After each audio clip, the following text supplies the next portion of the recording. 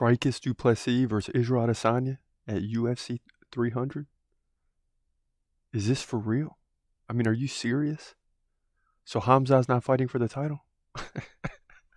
You already know what I'm thinking. I want to see Hamza fight for the title. But I wouldn't be mad if they could pull this off.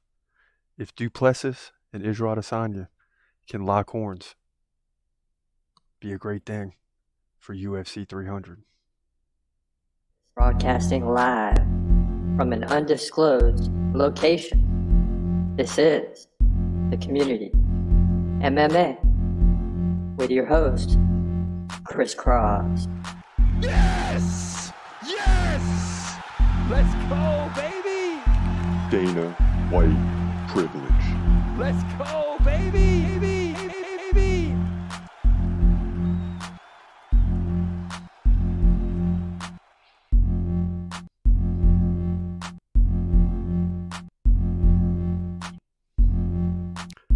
What's happening? It's your boy Chris Cross checking in. This is the TCMMA podcast, aka the Community MMA. So, Israel Adesanya teasing us today. Just teasing us. And what Adesanya is saying is, listen, I'm fighting Dricus du Plessis for the belt at UFC 300. All right, not in so many words, but he's putting social media posts out there with a big 300 in half the photo, referencing the movie. But he's teasing us a little bit with this du Plessis matchup at UFC 300. So is this for real? I mean, is this really going to happen? I say it's a toss-up. I say in reality, there's no chance it happens. But at the same time, the UFC must do something to spark the main event at UFC 300. That's just a simple fact. And you don't have many names out there left. You got Alex Pereira that might sell. Adesanya definitely sells. It stinks for Hamza if that's the case. But Adesanya definitely sells UFC 300 at the top of the ticket, going for his third middleweight title, right? Like winning it, losing it, winning it, losing it, and then trying to win it again. That's the bottom line. So I say no, it probably doesn't happen. But it is a possibility. Even though it's hard to see Adesanya rebounding this quick, right? I mean, he's got some things he's dealing with. Dricus du Plessis just got off the fight.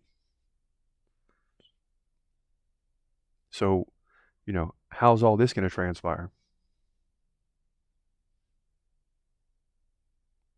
I mean, du Plessis just went to battle. He just went to battle with Sean Strickland. So how is this going to happen? It just doesn't seem like to me like it's timing up to work out. It just doesn't seem like everything would fall into place this quickly.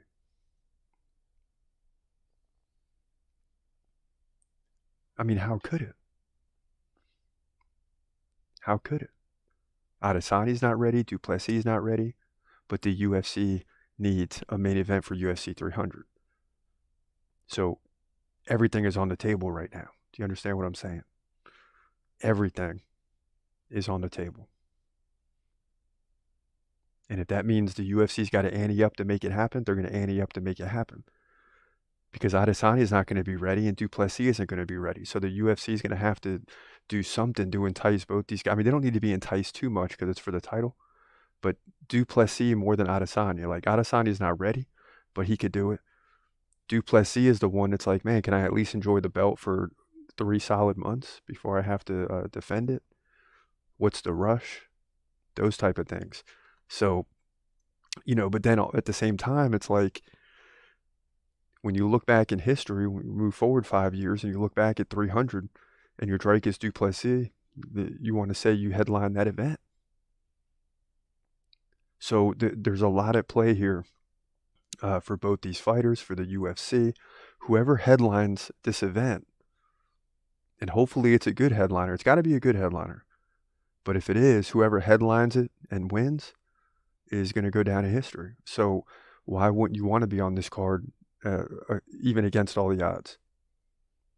Now, as a Hamza fan, right? As a Hamza fan, this stinks a little bit, but it's also okay because at least we're getting the fight pretty quickly. Like, okay, if he's not fighting for the title now, let's get these two fighting and get it over with, and then we got to wait through another middleweight title.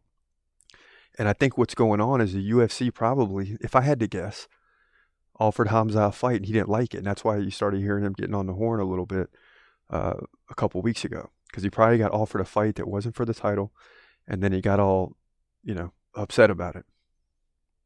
That's why he's saying, I was promised this, and I was promised a title fight, and he's blasting the matchmakers, and we did the podcast on that. And that's all, if I had to guess, as a result of the UFC offering him a fight, because they got to offer 3 a year, and they're offering him a fight that he doesn't want to take, and they know he probably won't take. And therefore, that caused a reaction by Hamza. But the UFC fulfilled its obligation, because it's just got to offer you 3 fights a year. And if you say no, that's not their problem. Supposedly, that's how the contracts are written. So, you have all these things at play, but at least, let's get this fight over with. If I'm Hamza, I might fight someone from now till then. Yeah, it's a little risk, but not really, because you still got to prove yourself. So you got to fight. You're not high enough ranked right now to be waiting for opponents. And maybe he can't fight because there's other issues, like maybe visa, or he's just not ready to go. He's not back to 100%. There's a lot of things at play here for Hamza, so he's not ready to go. So might as well get Plessis and Adesanya out the way. And how crazy would it be if Dricus didn't hold on to the belt but for 2.5 months? And could he even fight at 300 after going 5 rounds in January? From January to April? I don't know, man. I don't know. But I did tell y'all he would be Strickland, didn't I? Y'all wanted to move past that. You want to forget. And No! Let's go! mm-hmm. Let's go! Yes! Yes! Yes! Yes! Yes! Dricus just stole the belt, baby. Yes! Dricus just stole the belt. What'd I tell y'all, man? Yeah, it was a good night, man. And people said to me, why are you excited? Why? It's only going to make Hamza have to wait longer. I'm not excited from that perspective. I'm excited because the guy that I told you was going to win. And a lot of people were saying, you don't know what you're talking about. You don't watch fighting. You don't know anything. And then the same ones are claiming, oh, it was he got robbed. And listen, at the end of the day, you had 15 rounds judged. 3 judges judging 5 rounds apiece. And when you count up all the rounds, it's 8-7. Right? 3-2, 3-2, and 2-3. It's 8-7. It's a perfect split decision. Meaning you could have very easily, percentage-wise, odd-wise, whatever, gone the other way. That's how close the fight was. And you look at, I'm a numbers guy. I look at the stats, and I do say Strickland won the fight on the stats, but maybe that's why they judge the rounds too, because Dricus was pulling away at the end. And if it's a street fight, Dricus probably wins that situation. Who knows? But that's what it looked like. And I just can't see him fighting at the UFC 300 and rebounding that quickly. But the UFC's got to do something. So we haven't heard the last of this issue because the UFC hasn't done anything yet as far as booking a fight. They haven't. And we promise you the due list will be updated. Of course, Hamza still won, but the big thing was Dricus du Plessis. And when I was doing this and knowing he could fight Adesanya, and you see Adesanya's at 10 and then Dricus is at 11, and many of you were thinking, Chris Cross, you said Dricus will be in the top 7 or 8. Yeah, I was all pumped up after the win. But if he fights Adesanya, I'm not so sure Adesanya doesn't win that fight. just when you think Adesanya's done, man, he always he rebounds. And he's not that old to where it's like, okay, he's falling off just yet. He's got a little bit left in him. He's got enough left in him to win the title.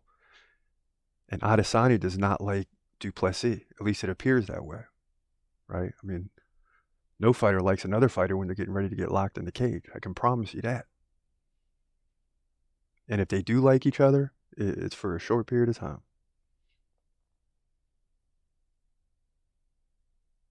Because as soon as that bell goes, forget about it, man. You're trying to take my food and I'm trying to take yours. And that's what it is.